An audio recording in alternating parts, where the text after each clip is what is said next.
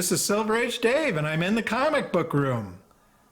Well, actually, I got to complain. This is Spinner Rack Studios, but my name is Dave. I am in the comic book room, and I believe I'm Silver Aged. Heck, I might even be golden in my golden years. I'm not sure when the golden years exactly start, but hopefully I'm still in the Silver Aged years. But anyway, back for part four, side four of the Gold Key Spinner Rack, where we take a tour of the books on the rack. Last week I took a break from the tour here and did a unslabbing video. I don't know if you saw that, but you might want to check it out.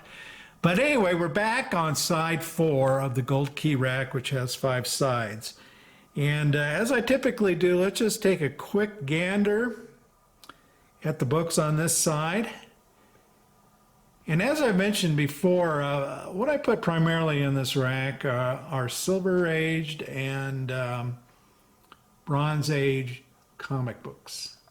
There are a smattering of Golden Age, tends to be a latter year Golden Age stuff, like that Knockout book right there. You're going to see that is from the Golden Age. But anyway, there's the fourth side, and let me stop the camera here and I'll pull the books out and we'll get a closer look. All right, I'm back, and we're going to start with Ranger Comics number 38. 1947, Joe Doolan, I believe, is the cover artist.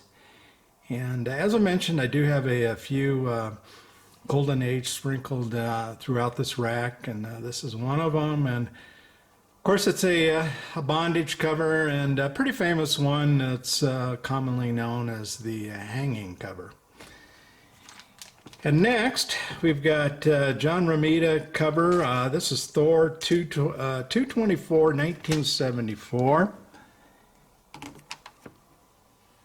And of course, you got the Destroyer there, but also Hercules about ready to get pounded pretty good. Of course, Hercules was just recently teased in the most recent Thor movie. So I imagine you're going to see him coming up pretty soon in a Marvel movie. Next up, we've got, this is going to be a copy of Sea Devils number 5, 1962. This is a Russ Heath cover, and of course it's one of those fabulous gray tone covers. A technique, kind of a complicated technique. If you're not familiar with it, I would suggest you Google it, because it sounds like it's somewhat of a tedious technique. But anyway, moving on. Next we have Submariner. This is issue number 20, Buscema cover.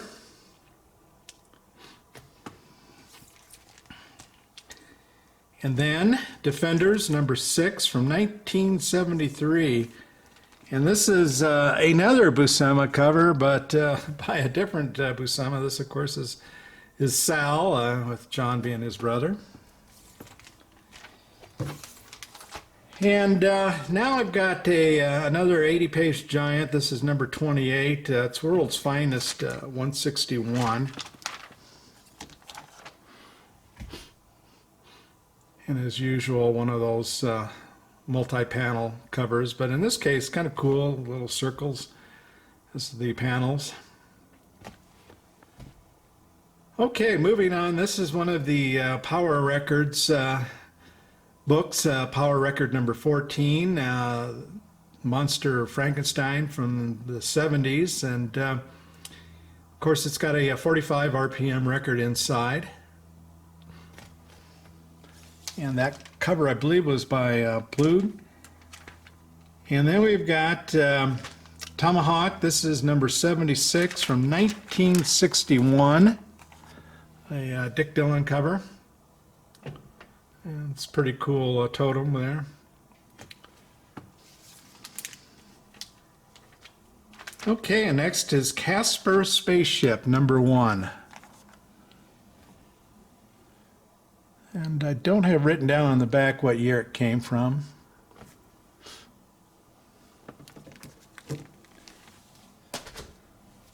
Okay, moving to classic Marvel. This is Captain America, number 105, 1968, I believe, and of course a Jack Kirby cover. And then Avengers, number 49. This is from 67, and this, of course, is another big John Buscema cover. Really a cool cover. And then we're going to move back to Thor. This is issue 151 from 1968. And of course, that's a Kirby cover.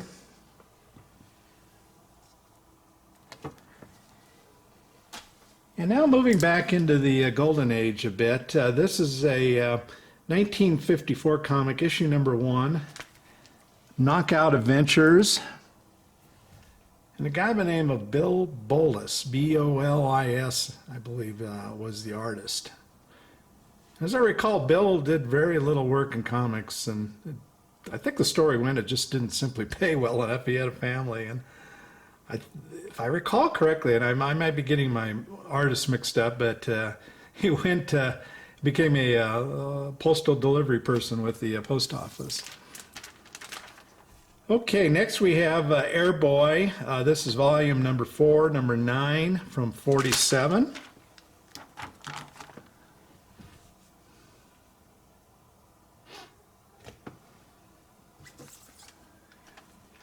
And then really changing up, this is Bunny number 15, kind of Harvey's attempt at one of the Archie style comics.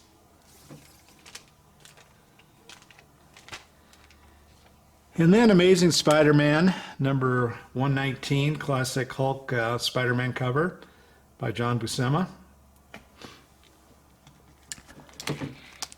And the next one, actually, I think I had up last year, so you've definitely seen this before. This is Detective Comics number 300 from, let me see, 1962.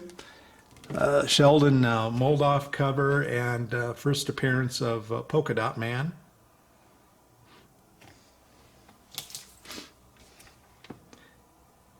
Now, this is going to be Submariner number 19. 1969. And you might say, is it Gene Colan? Is it John Buscema? Well, it's Marie Severin.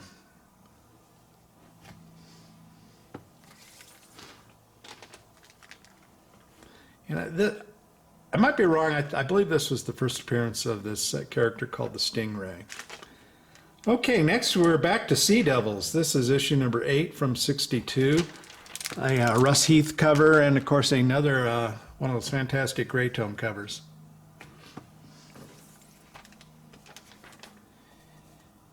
Now here is issue number 1 of Supervillain Team Up from, let me see here, 1975. And that is a Ron Wilson cover. I haven't had much of his stuff on the racks in the past. X-Men number 44 from 68, John Tartag cover.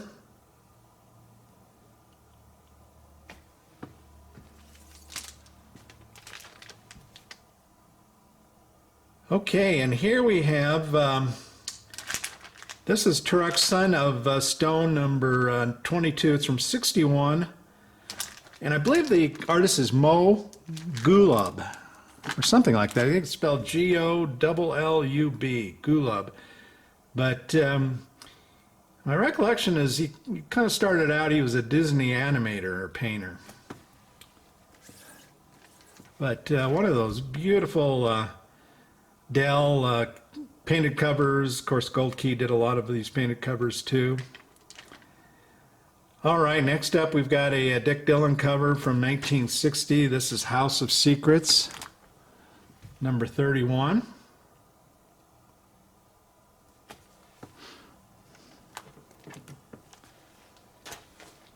And then to really switch things up on you guys, this is 1952 Lee Elias cover, and oh, here it is, issue number 12 of First Romance.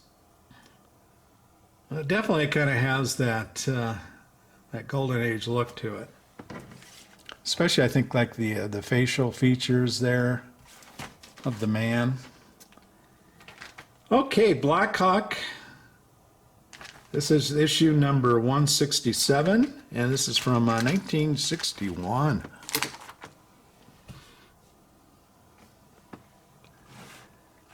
And then finally, we're going to end with a classic Spider-Man cover. First appearance of Electro. This is issue number 9. Of course, a Steve Ditko cover. All right, that does it for the fourth side of the rack, and I hope you folks are doing okay, and take care.